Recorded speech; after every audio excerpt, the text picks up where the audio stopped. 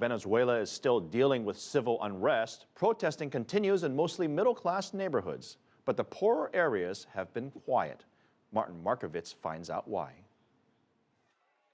Altamira, an upper-middle-class neighborhood in Caracas, looks like a war zone. Roadblocks of trash and debris are everywhere.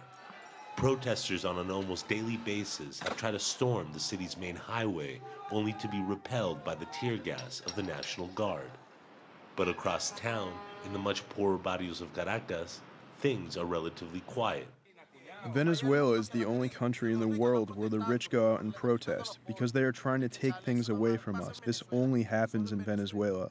56% inflation, a staggering murder rate, and a shortage of basic goods have brought thousands to the streets to demand President Nicolas Maduro's resignation.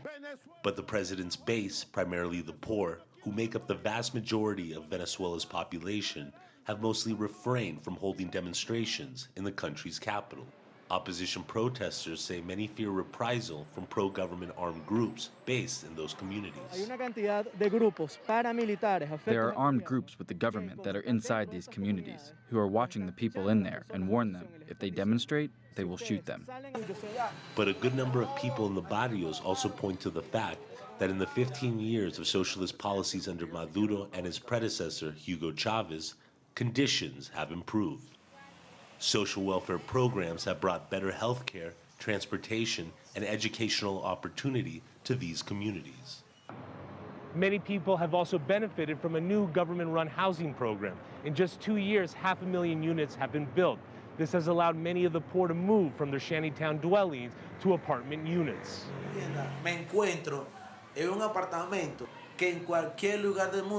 I am in an apartment that in any part of the world would cost thousands of dollars.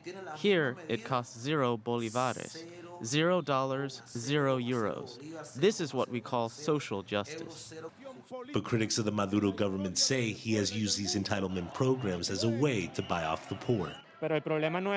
The problem is that they don't teach you how to resolve things. Instead, they just give it to you, and that will become a bigger problem down the road.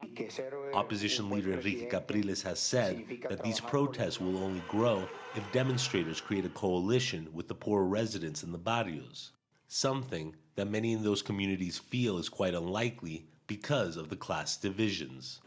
It's contradictory that middle-class kids protest in an Audi or a Mercedes-Benz, and you say, SOS Venezuela. How can you say you are protesting in that car when you are dying of hunger?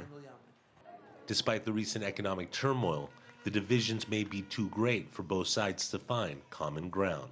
Markovits, CCTV, Caracas.